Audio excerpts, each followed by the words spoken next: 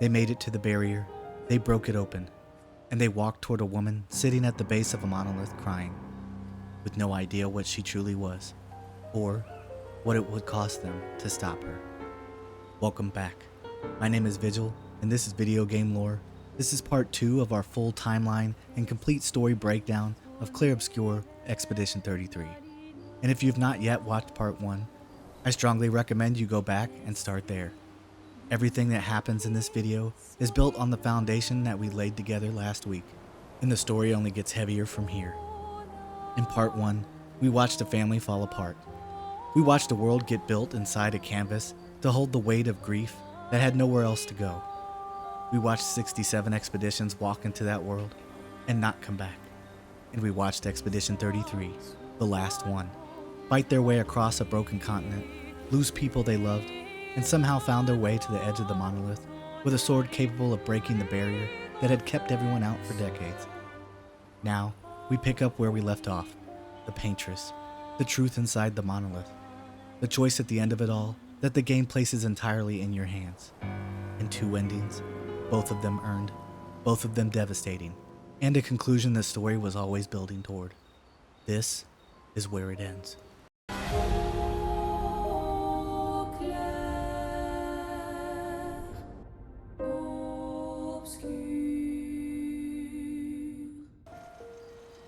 They approached slowly.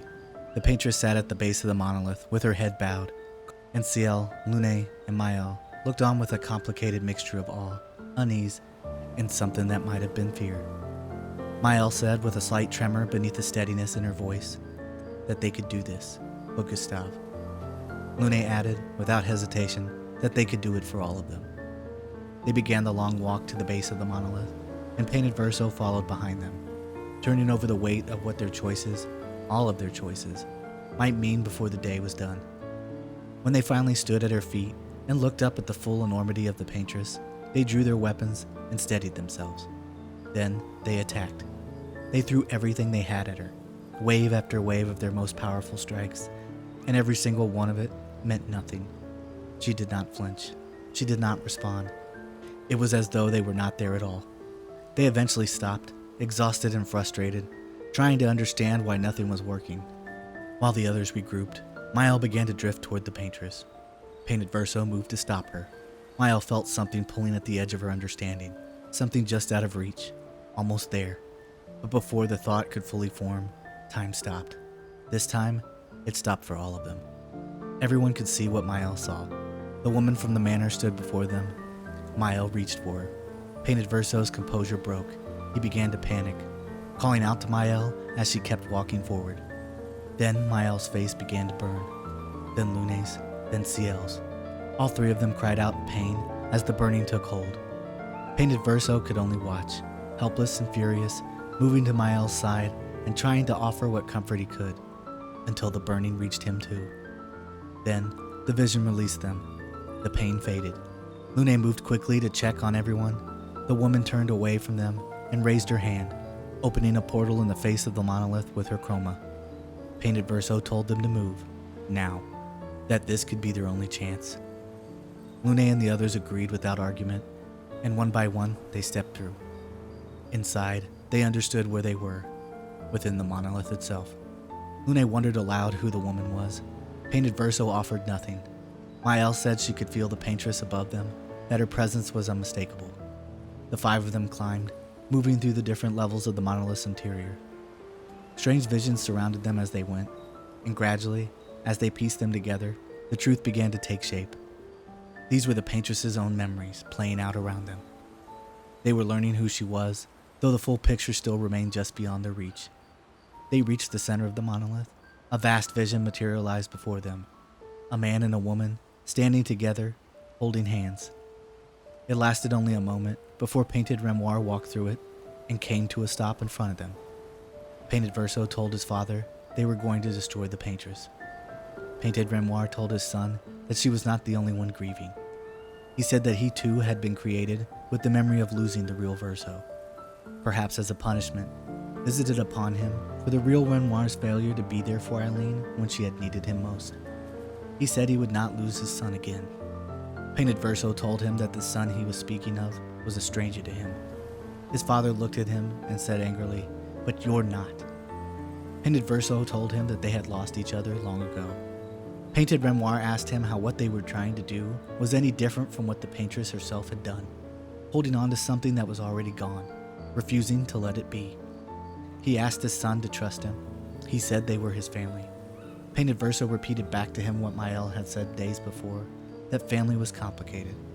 Painted Renoir told his son that if losing him was the price of saving him, then so be it. Painted Verso told the others to incapacitate him. Maelle said, with a quiet certainty that left no room for debate, that they were going to find a way to kill him. The battle that followed demanded everything they had. They pushed and wore him down, and eventually, Painted Renoir dropped to the ground. Maelle used the barrier breaker to slice his shoulder. His immortality answered immediately. He rose back to his feet, all of his wounds already gone, and told his son to remember who his real family was. He asked why Painted Verso would condemn all of them, including his sister, to die, and demanded to know who was actually saved by his plan. Maelle's expression clouded with confusion. Painted Verso told his father he was too lost in his own delusion to see the truth. Something in Painted Renoir cracked. He asked them, with a rage that had finally outpaced his composure, to go ahead then, to celebrate the second destruction of the Dessendre family. He drove his cane into the ground. A distortion radiated outward, warping everyone's chroma, pulling the life out of them slowly. Then, the Curator appeared. The torture stopped. He walked forward, slowly and deliberately, until he stood before Painted Renoir. Painted Renoir rose to his feet and said that they finally met after all this time. He looked around at the space surrounding them, at everything within the monolith, and told the Curator that this was all he had left of his son, that destroying it would not bring back his wife, that it would sever the last connection he had to any of it. The Curator turned away from him and faced Maelle. He extended his hand. She placed hers in his, and he gave her something. The power of the Gamache passed into her like a current. He guided her hand to his chest. Painted Renoir felt it beginning, and fought against it with everything he had left. He said, through whatever remained of his strength, that he loved them too. And then he came apart, dissolving rapidly into red petals that scattered and faded until there was nothing left of him at all. The Curator vanished without a word. Maelle exhaled and let the victory settle over her. Lune asked how she had done it. Maelle said she had simply felt it, that it had come naturally, without explanation. She believed she could do it again if she had to. Ciel asked what Painted Renoir had meant about the Curator, who he actually was. Painted Verso said he didn't know. It was a lie, and he delivered it without hesitation. The expeditioners gathered themselves, stood together, and turned their eyes upward. The Paintress was at the top of the monolith. They had come this far. They began to climb. They reached the top and approached carefully. Aline, the Paintress, stood with her back to them, looking out over her creation as it continued to fade, drifting further and further from her, with every passing year of the 67 that had gone by. When she turned to face them, Maelle noted that she looked similar to the Curator. Lune's mind went back to what Painted Renoir had said inside the monolith, and the pieces came together. The Paintress was the Curator's wife. Eileen's eyes found Painted Verso, and something in her broke open. She said that he had returned. She moved toward him, and then her gaze shifted to Maelle, and then back to Painted Verso, and the certainty she had felt a moment ago began to unravel. She remembered the fire. She asked if he was really there. Then she turned away and said that he was playing tricks on her again, that it wasn't real. She looked back at Maelle and called her Alicia, asking what had happened to her face. Maelle's expression flickered with confusion and something close to fear as she asked if she was going to burn it again. Lune and Ciel watched the exchange and assumed that Maelle simply reminded Aline of her daughter, that grief had bent her perception into something she could no longer fully control. Aline reached for Painted Verso and asked him to come with her. He pulled back and told her to go home. She stood there for a moment, turning it over, and then the conviction returned. This was a trick. Maelle was not Alicia. He was not the real Verso. Painted Verso told her plainly that the real Verso was dead. Eileen's grief curdled into anger. She told them they were his creations, tools of Renoir, and that they would not take the canvas from her. She surrounded the entire area in her chroma, sealing off every path of escape, Painted Verso reminded them all what the expeditions had been created for. There was no debate. They moved as one, and the battle began. The fight was fierce and unrelenting. Aline spoke through it, calling out how cruel it was that their father, Renoir, would use them in this way. She asked if they truly understood what they had done in killing Painted Renoir. She asked who they thought they were supposed to be. She turned to Monoko and told him that even he could not betray the real Verso like this. They kept pressing, kept striking, and eventually she buckled, dropped to one knee, struggling to rise. Then a roar tore through the air. They braced, not knowing what was coming. Below them, the massive representation of the Paintress that sat at the base of the monolith began to rise, turning to face them at the top. Painted Verso called for Esquier immediately. As Esquier arrived, Painted Verso revealed that he had been carrying Sori, the rock that allowed Esquier to fly, with him the entire time. He fed it to him without hesitation. Everyone climbed on, and they launched into the air to face what had risen below. The battle began again at a scale none of them had faced before. Aline's voice carried up to them as she declared that Renoir could grieve however he wished, but that she was entitled to grieve in her own way. She cast her power across the entire party and told them to tell Renoir that she did not need him to save her. She attacked again, and then her eyes found Painted Verso, her own creation, fighting against her, and something in her faltered. She asked aloud whether she had simply dreamt the fire, whether she had dreamt his death. They answered her with everything they had, landing devastating blow after devastating blow. Aline pulled herself back and said she was not crazy, that she knew exactly what she was doing. She struck back in a surge of fury, cursing Renoir. She had been the one to teach him how to use his gifts, she said, and now he was turning her own creations against her. The battle wore on, and finally they landed the final blow that brought the giant form crashing down. They descended back to the top of the monolith and stood over a collapsed Aline. Painted Verso told them it was not over yet. They delivered the final strike. It was done. Aline reached upward as she began to fade, and Painted Verso moved to her and held her. He told her to rest, that things would get better. Maelle knelt beside her and placed her hand on her. Aline looked at her one last time and called out for her as Alicia. A wave of emotion moved through Maelle, raw and sourceless, something she did not have the words for and could not yet explain.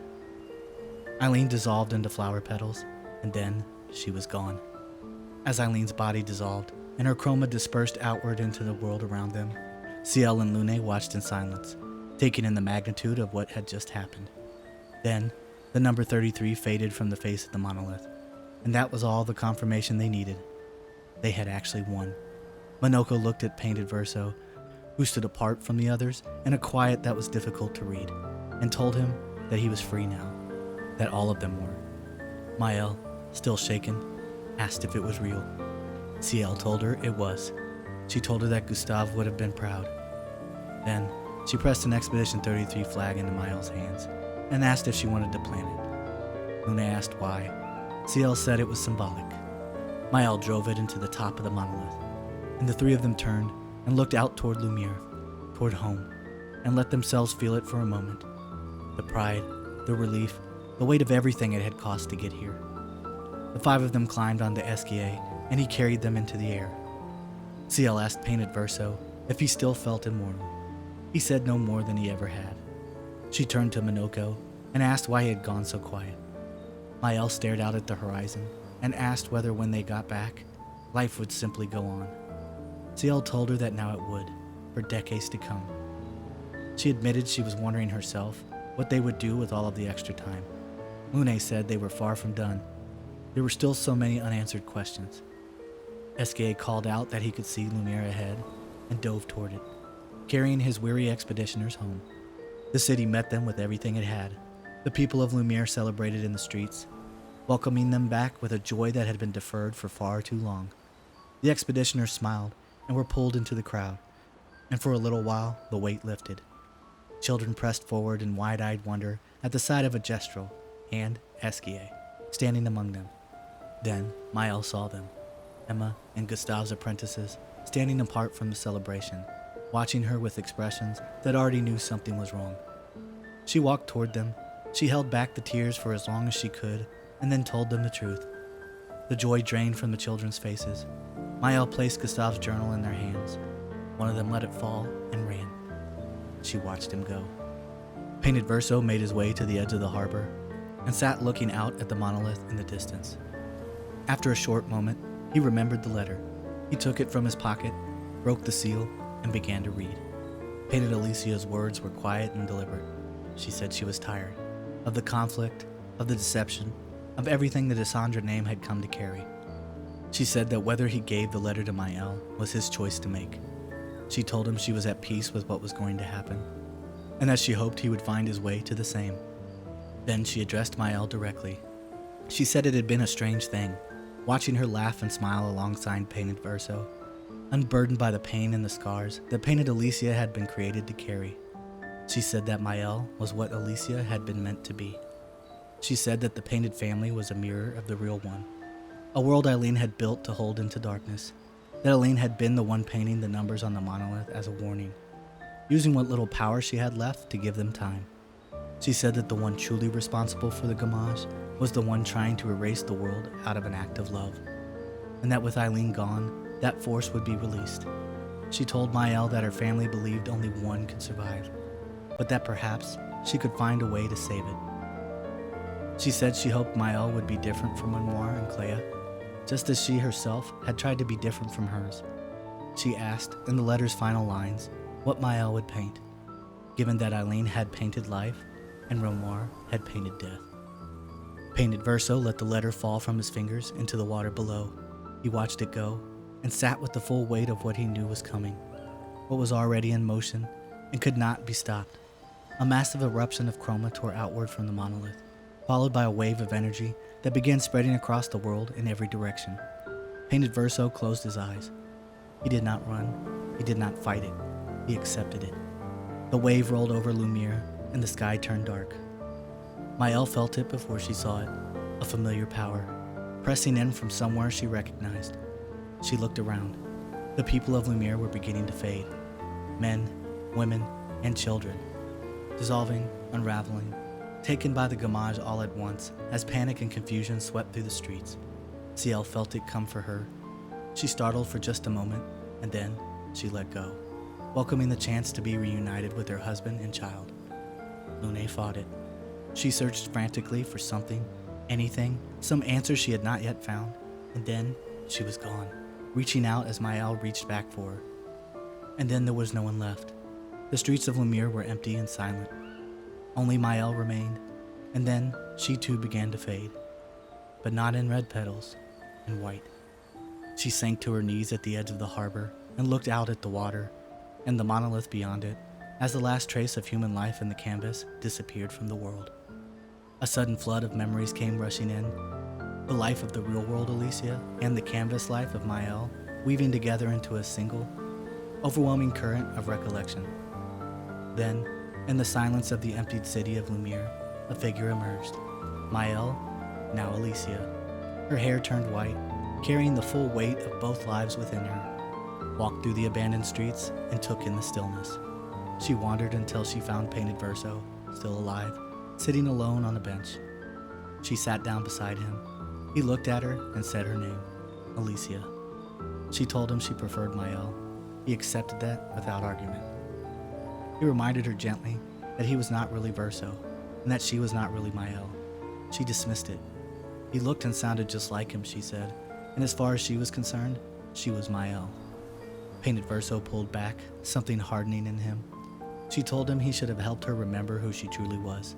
He said he knew. He said he was sorry. She apologized in turn, and then said what she had been carrying for a long time, that if she had listened to her mother and never trusted the writers, the real Verso would still be alive. He would never have been caught in the middle of any of it. She said it was a painful thing, knowing that Aline had given Painted Verso all of Verso's memories and had spent all of this time pretending the fire had never taken him. Painted Verso said that their father Renoir had been right, that it was better this way, with everyone gone. She told him that Verso would have never wanted his canvas erased. He had loved Esquier. He had loved everything that he had made. Painted Verso said that staying in the canvas for so long with a make-believe family had been killing her mother. She looked at him and told him that he was not make-believe. They sat with that for a moment. Then They both felt it. The real Renoir, her father, the Curator, somewhere nearby. Alicia was certain he would help her. She said that as the youngest, she had always had a particular place in his heart, and that he would listen to her, that he would restore the canvas. Painted Verso was not convinced, but he followed her anyway. They found him at the city fountain. The Curator's form fell away, and Renoir stood before them. Alicia did not hesitate. She crossed the distance between them and held on to her father. He held her back and told her she was supposed to have stayed home. She said, with the faint trace of a smile, that her body had. Renoir looked past her to Painted Verso and said that he was Aline's finest work. Then he told him that he wanted to apologize on behalf of the entire Dessendre family for everything that had been done to him, for the pain he had been made to carry through no fault of his own. He said that offering him death might seem a terrible form of repayment, but that it might also be what both of them truly needed. Alicia went still. Renoir told her he was grateful for her help in drawing Aline out, but that when the canvas was erased, none of this world would have to be carried anymore. Alicia told him she had hidden the canvas. He reminded her that her mother had always managed to find it again, that she always would, because a piece of Verso's soul lived inside it, and Aline would never be able to leave it alone. He said, for the sake of the living, they had to be willing to part with the dead. This was their only chance, he told her, while Aline was still recovering from her prolonged time inside. They had to act now. Alicia begged him. She told him it was the only canvas Verso had ever made, that she could not bear to lose the last piece of him they had, that this place had become her home. Renoir looked at her and said quietly that she was beginning to sound exactly like her mother. She told him she had no life left outside of the canvas. He told her that if she stayed, it would kill her. Something in him shifted, the grief and the resolve pressing against each other until the resolve won. He told her no. He would not allow the canvas to claim her. He would not go through all of this again. She promised him she would not lose herself if she stayed. He said he would not hear it. He brought his cane down hard against the ground. A wave of red chroma surged outward through the city, and in its wake, monstrous creations tore themselves into existence. Alicia demanded to know what he was doing. He told her it was time to leave. He began to erase Lumiere, all of it, and even Painted Verso himself began to dissolve into the gamage. Alicia felt something rise up in her. Her own Paintress power answered her before she fully understood she was reaching for it. She stopped it. The gamage halted in Painted Verso. Esquier and Monoko appeared and called out for them to move quickly. Painted Verso shook himself free from whatever had been pulling at him and ran for Esquier as Renoir's creations tore through the streets around them. Alicia reached out into the gamage and felt them there, Maelle and Lune, their essence still present within it. She gathered them to her and held on as they took flight. Below them, Renoir watched his youngest daughter carry the last remnants of the canvas world away from him and said nothing. The disappointment on his face was the last thing she saw before Lumiere began to change beneath them. They made camp for the night. Alicia sat apart from the others, working to bring Ciel and Lune back, but the ability kept slipping just out of reach. She wondered aloud how her father had made it look so effortless.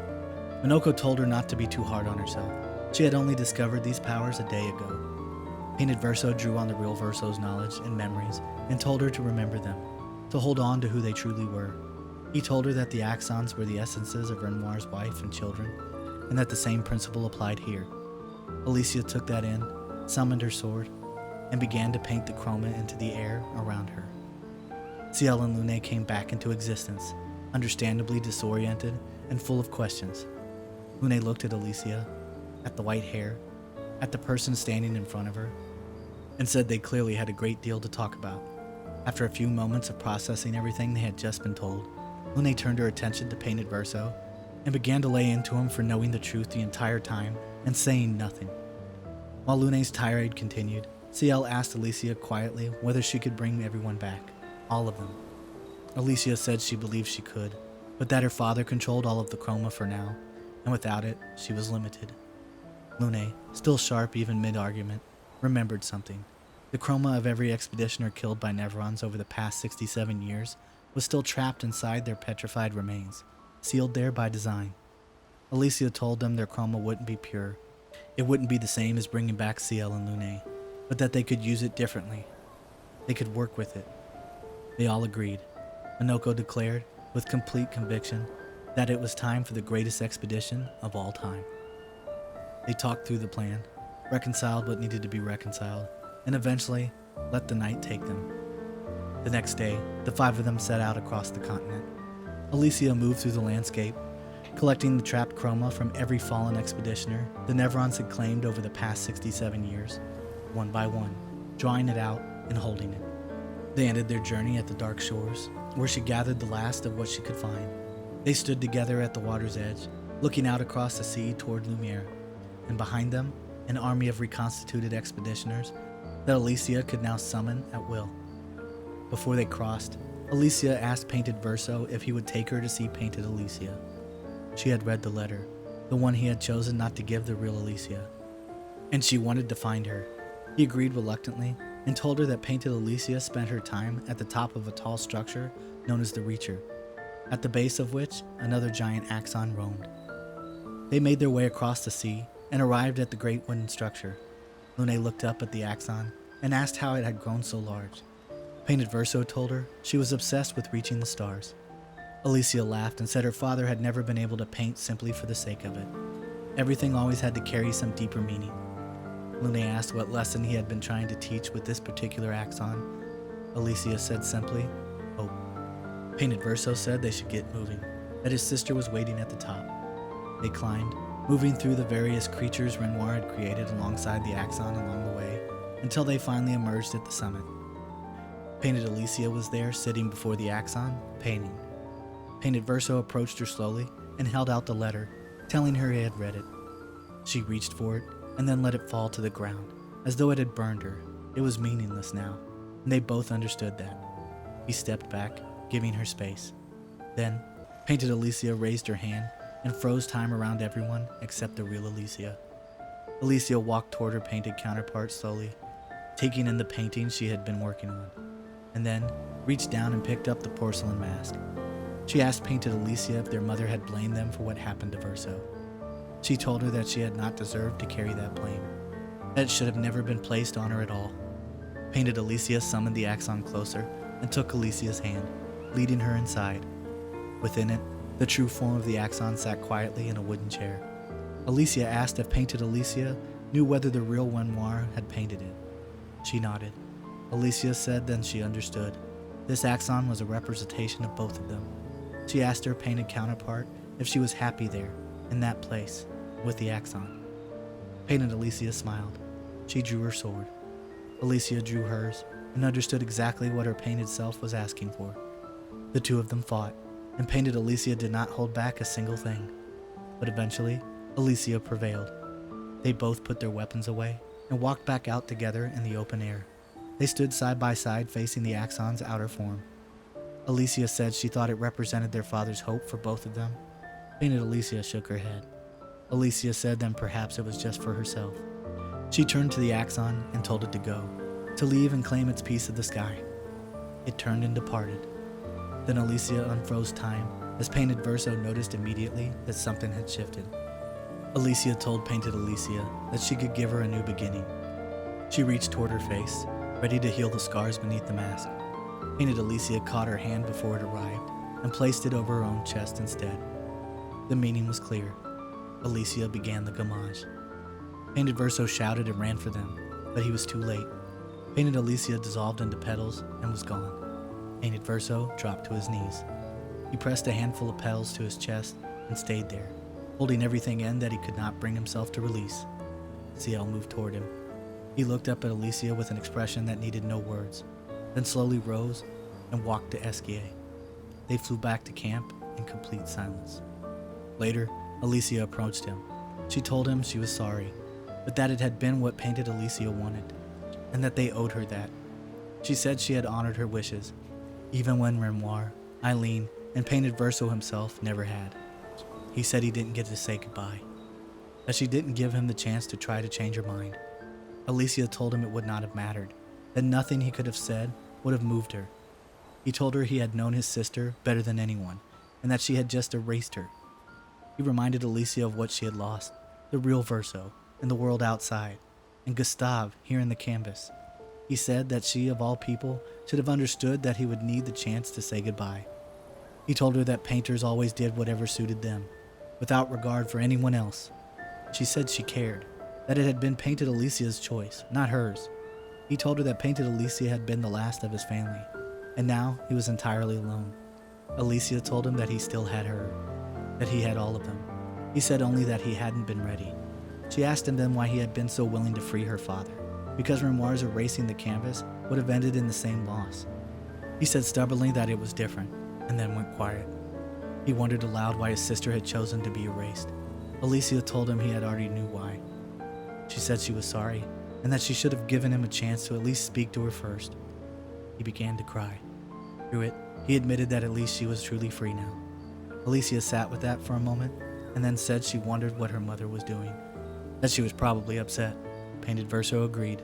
Alicia said she was probably already arguing with Clair, or hunting down the writers responsible for Verso's death, that she had always taken his death more personal than anything else.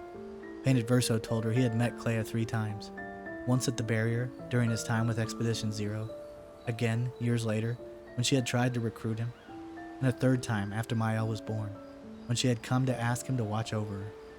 Alicia's expression shifted. She told him she was upset that he had known all of that and said nothing. He told her at the very least he had tried to look after her. She told him she needed him to answer one more question, and asked him not to lie to her. He told her they were past all of that. She asked him directly, could he have saved Gustave from Painted Renoir? The silence that followed was its own answer. He said yes, reluctantly and without looking away. He told her he had not intervened because he had believed that if she had learned the truth too soon, she would not help him send Aline home. So he had made the choice to let Gustave die.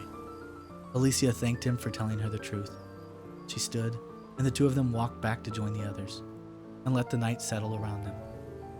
The next day, a terrible surge of energy reached them from the seas surrounding the Axon Islands, something vast and deeply unsettling pressing in from below. They took to Esquier and found their way into a hidden layer of the canvas, a place known only as Renoir's drafts. Once inside, Painted Verso recognized where they truly were, the place beneath the monolith where the real Renoir had been sealed for all of this time. They pressed deeper, following the pull of whatever had drawn them there, until they reached an area known as the Abyss. In the distance, a lone figure sat on a rock, surrounded by enormous swords driven into the ground around him. As they drew closer, Lune noticed that the swords bore a resemblance to the ones they had seen in Old Lumiere. Minoko concluded that this man must have been the one who had killed the Axon known as the Hauler. The figure began to move. Painted Verso went still. He recognized him. The man was Simon, someone who had once been a friend, who had joined him on Expedition Zero, and then vanished, presumed dead. As the one-armed Simon rose and took up his sword, Painted Verso studied him, and said quietly that it looked as though the real Clair had something to do with the state he was in. He promised to lay his friend to rest. They readied themselves, and the battle began. It was a hard and demanding fight that pushed the expeditioners to the edge of their ability, but they landed a blow that finally brought Simon to his knees. He was not finished. The voice of Painted Clair reached into his mind, telling him that these people were beneath him, that he had subdued giants in his effort to find her and free her from the real Clair's hold, and that his oath remained unfulfilled. She told him to rise, to face his enemy. His hair turned white. He stood. The second phase of the battle was harder still, pressing them further than the first, but eventually they prevailed, and Simon faltered for one last time. As he began to fade from existence, he reached out and placed his sword into Painted Verso's hands, a final act of gratitude for ending what he had been enduring. They gathered the personal journal he had left behind and made their way back out of the drafts. As they continued toward Lumiere and their confrontation with Renoir, another surge of powerful chroma reached them, this one emanating from one of the floating islands, a place known only as the Flying Manor.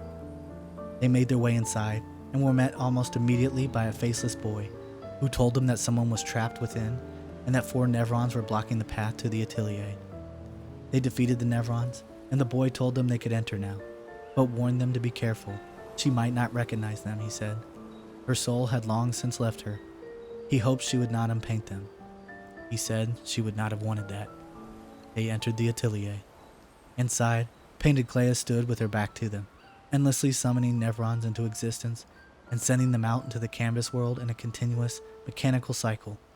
She turned, Her face was pale and covered in chroma stains, her expression hollow. Painted Verso stared at her, genuinely shaken. He had not known she was still alive. She turned back to her work without a word. He asked what happened to her. Alicia said quietly that the real Clair probably had not been pleased with how their mother had painted her counterpart and had simply painted over her instead.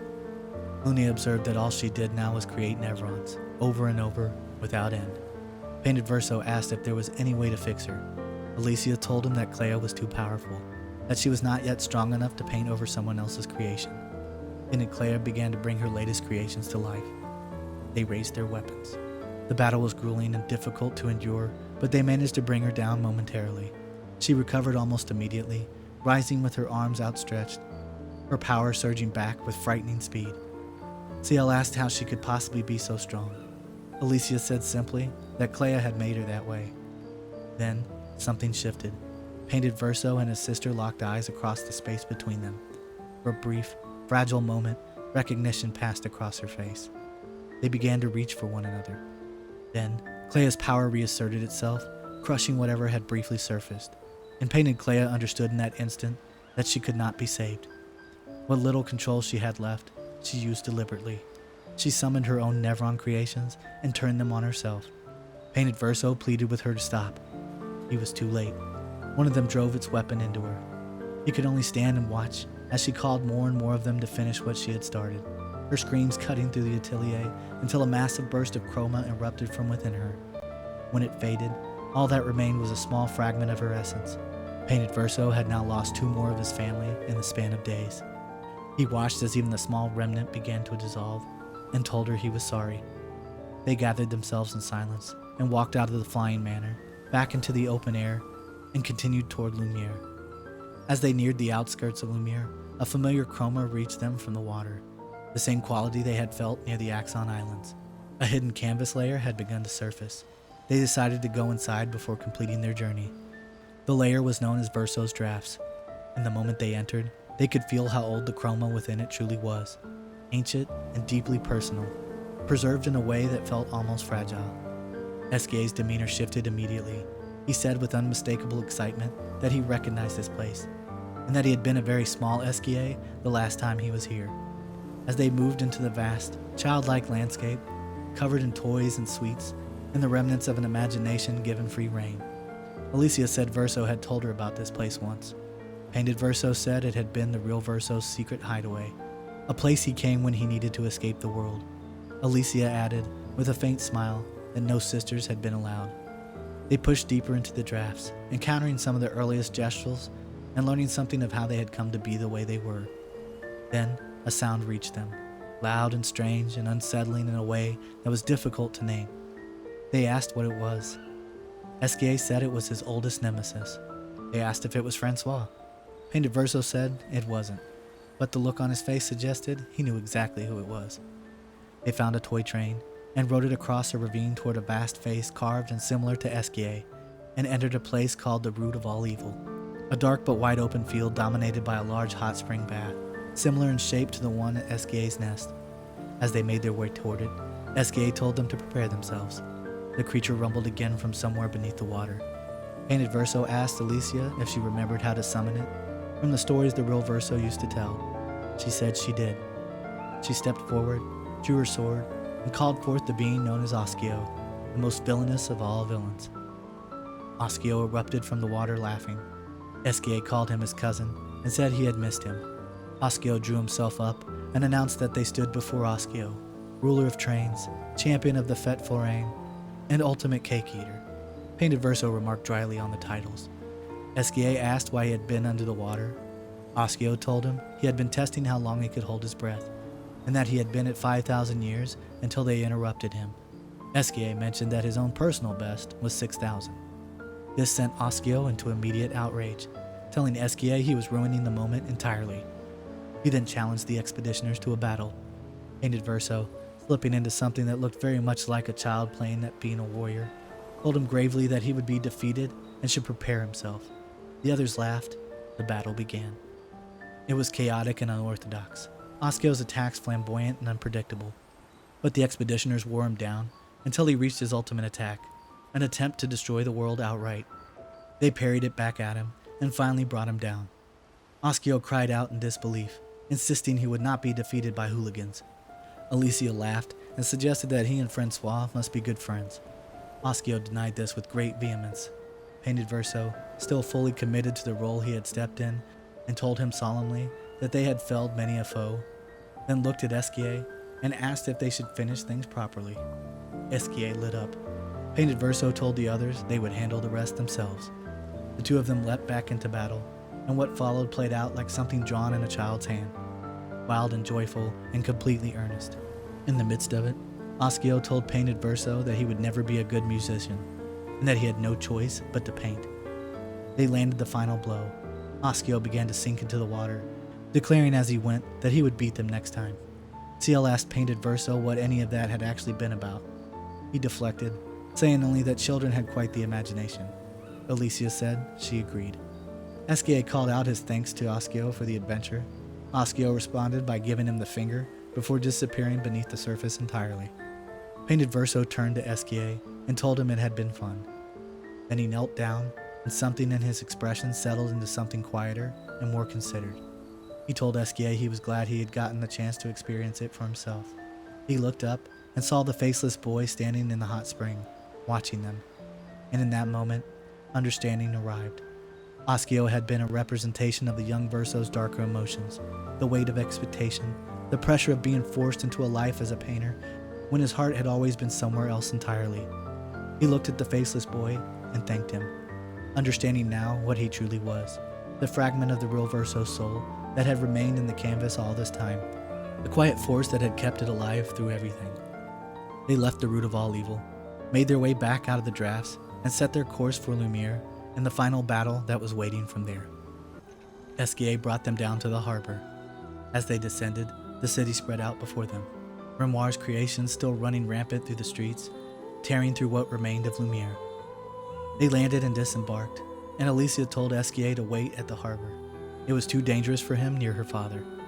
He took to the air and began circling overhead as she turned to the others and told them they would need to move quickly. She could only hold the summoned expeditioners for a limited time. She drew her sword and called for the fallen. They answered. An army of expeditioners materialized behind her, standing at the ready, weapons drawn. She leveled her sword forward and said the words, "Tomorrow comes." The warriors roared and charged. The five of them pushed into the city alongside them as the summoned expeditioners clashed with Renoir's creations on every side. Minoko watched the charge with open admiration, remarking on their glorious fighting spirit. As they neared the city fountain, Renoir sensed something new against them. The party recognized them immediately, the members of Expedition 32, the same people who had been at the harbor to welcome them home after the battle with the Paintress, now turned into weapons against them. They fought through wave after wave, pushing forward until they reached the garden near the Eiffel Tower. Below them, Renoir stood waiting. They steeled themselves and descended. Alicia approached him. They looked at one another, and she spoke plainly. She asked him to understand what the canvas meant to her. He told her that he did. He said he knew the pull of the worlds they created, the way a painter poured their heart and soul into a canvas until it became something they could not imagine losing. He said one of his own canvases had nearly killed him once. Alicia told him he didn't have to erase this one. He said that life forced cruel choices, and that they did what they must. He turned away. Ciel spoke up and told him that grief had a way of blinding people, of pushing them toward choices they would come to regret. He said she grieved for two. She told him she grieved for many. Lune said that the choices parents made left marks on their children, and that they could not set boundaries of their children's lives for them. Alicia told him she had tried to find a way to live after the fire, that she had never been able to. She had carried the blame for Verso's death for so long that joy had become something that simply did not reach her anymore. Renoir had heard enough. He brought his cane down. He told her it would get better, and that living inside the canvas was not the answer. He told her that even though every one of them had spoken their truth, it changed nothing. That even if she came to hate him for it, it was a choice he had to make to keep her safe. Alicia told him he was treating her like a child. He turned on her, and what came out of him was not composed or measured. He told her he was treating her like someone whose shadow of the worst days of their lives was going to suffocate and take her from them too. The silence that followed was absolute. Renoir said he had said enough. Alicia drew her weapon. The others followed. Renoir looked at them with something close to disappointment and brought his cane down again, and the world around them changed entirely, reshaped by his chroma in an instant. He turned himself back into the Curator, and they stepped forward to meet him. The battle was relentless. Renoir rose into the air and told them they had to accept things as they were, not as they wished them to be, and summoned his Axons to the fight. He asked what Verso would have truly wanted. The blows continued to be exchanged as he pushed his own strength higher. The expeditioners wore him down, and then Seren's power washed over him and restored him completely. He told them to stop the madness, that it was time for Alicia to come home. Monoko, in the middle of everything, said he loved a challenge, but this was beginning to test his patience. Lune said he was regenerating. Ciel said to go after the Axons. Then Alicia felt something, a presence she recognized before she could name it. A portal tore open across the sky. Painted Verso felt it too and stared, unable to believe she had recovered so quickly. A burst of chroma detonated against the ground, and from the smoke and scattered flowers, a woman stepped forward. Alicia said her mother's name. Renoir told Aline it was too soon, that she would kill herself coming back into a canvas in this state. She vanished. A moment later, she reappeared in the distance, vast and towering, her giant Paintress form from the Monolith. She gathered chroma and unleashed it directly into Seren, the blast catching the Axon full in the face. Aline pressed her assault on the remaining Axons as the others turned the full force of their attack back on Renoir. Painted Verso's face moved through something complicated and unreadable. Renoir summoned a giant canvas and asked Aline how she could be so selfish. He tore reality open through the blank surface and stepped inside, and the canvas shifted into a portrait of the Dessendre family. He emerged again, recharged, and came at them with renewed force. He called out to Aline across the battlefield, told her to look at their daughter, that she could not stay here, that it was supposed to be the two of them together, not against one another. Aline told him to go home and paint something else. He asked how he was the only one who could see what was happening. The battle raged on.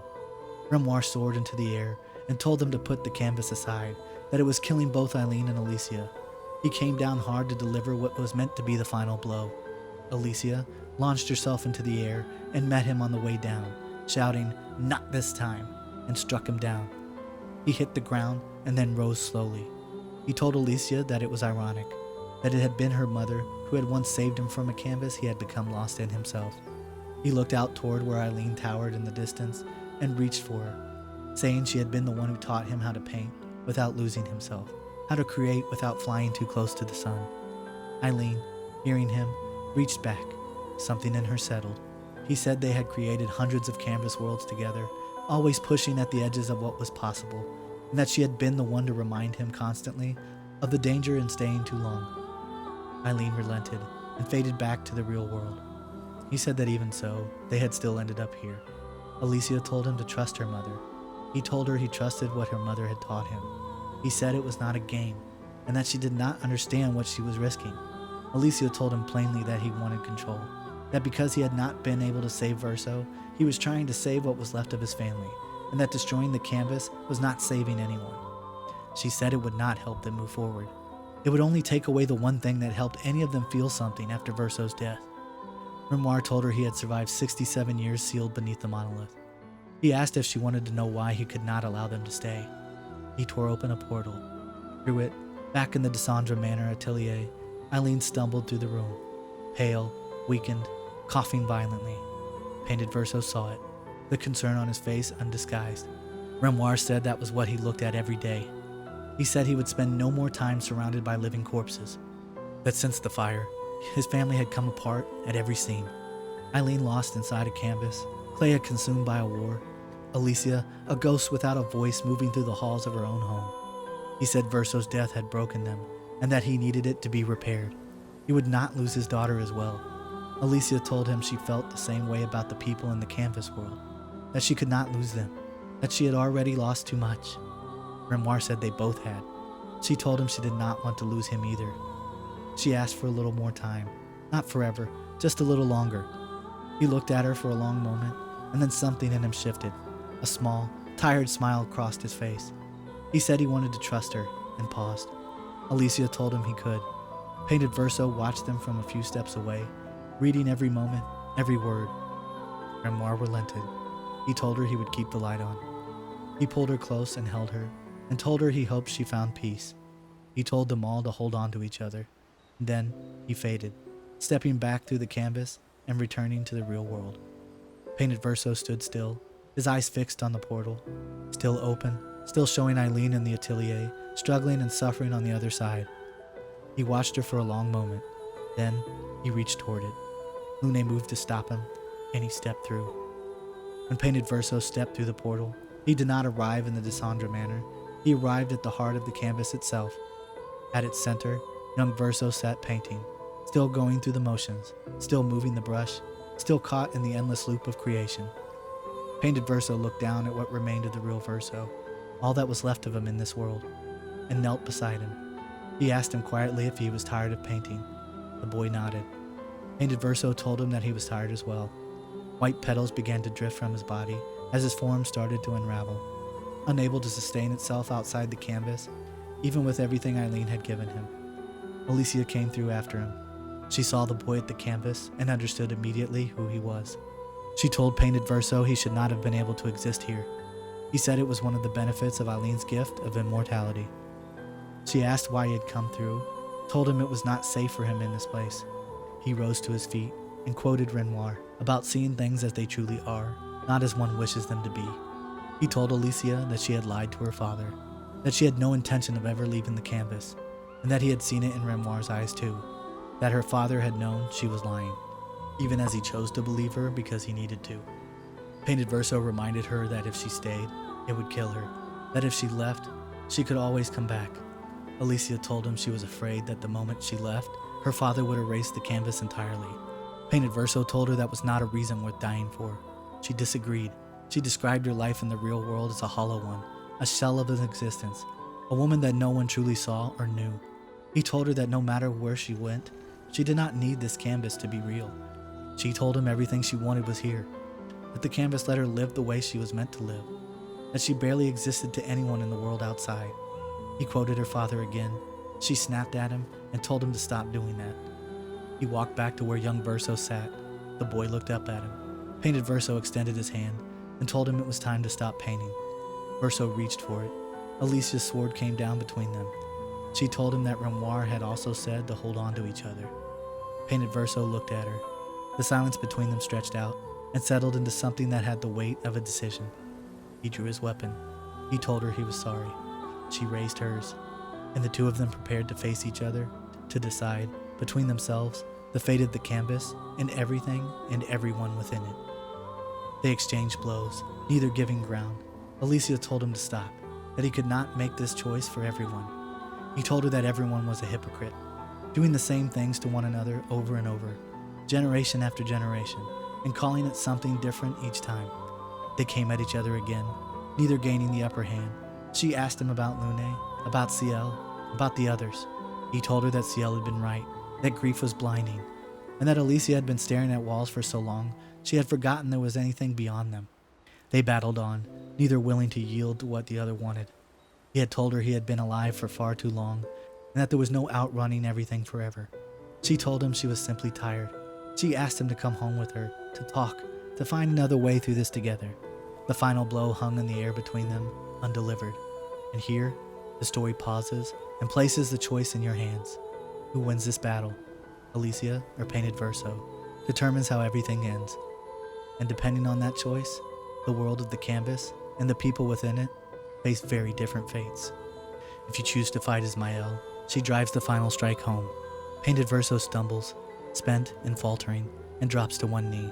He looks up at her and begs her, "Stop Verso from painting." She pleads with him to stop saying that, her voice breaking as he begins to fade. His hand reaching out for her, the canvas shaking around them. Painted Verso collapses. Alicia catches him and holds him as he begs her to listen. She was the only one who could end Verso's suffering, he tells her. He asks her to unpaint him. He says it again and again, over and over, the same words, the same quiet insistence, asking her to see things the way he sees them. He tells her he does not want this life. She begs him to stop saying that, her tears falling freely now, telling him she only wants to live this life with him, the life that was stolen from them in the real world. He looks at her, calm and certain, and says it once more. He does not want this life. Young Verso turns and looks back at him. Painted Verso asks her one final time to help him, and then he fades. When the scene goes dark, Alicia's voice asks into the silence. If he could grow old, would he then have a reason to smile? An unspecified amount of time passes. Alicia has brought the canvas world back to life. We arrive in Lumiere, at the Opera House, where the people of Lumiere, dressed in white, are gathered in a long line outside, waiting to enter for a performance.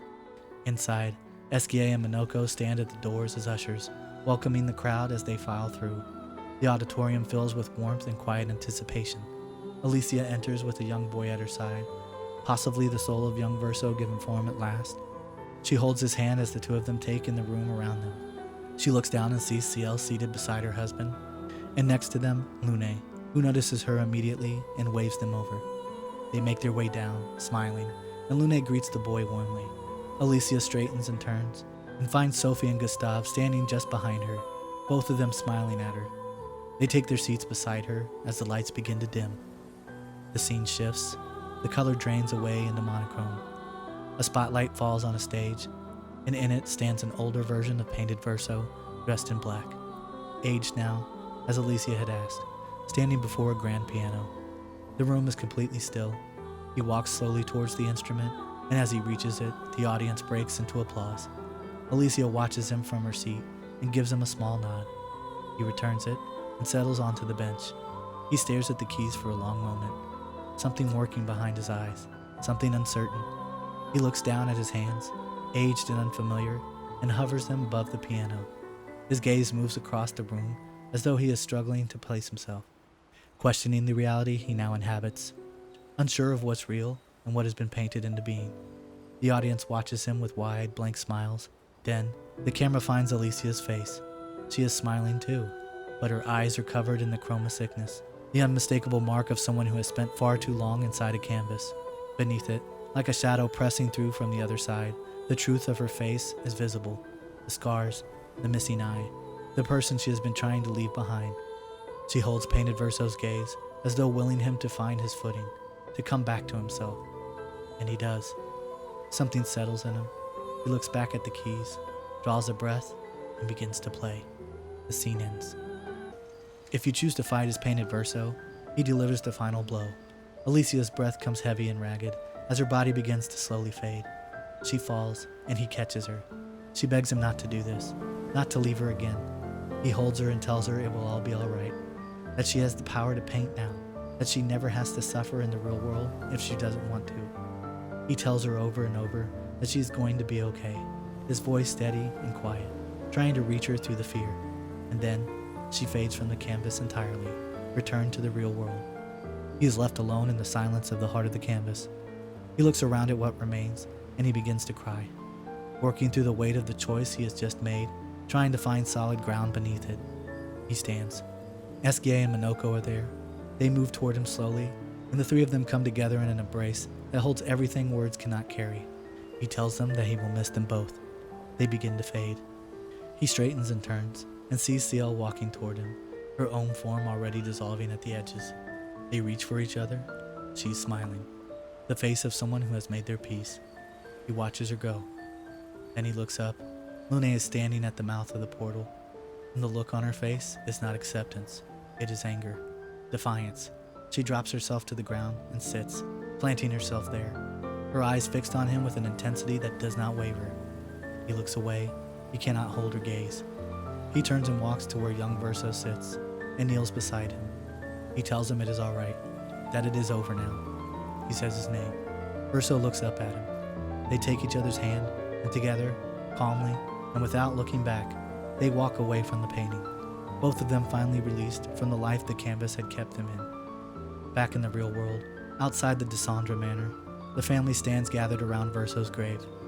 Alicia holds his Esquier plushie against her chest. The grave is surrounded by red and white flowers, the same colors that had marked every gomage ceremony in Lumiere.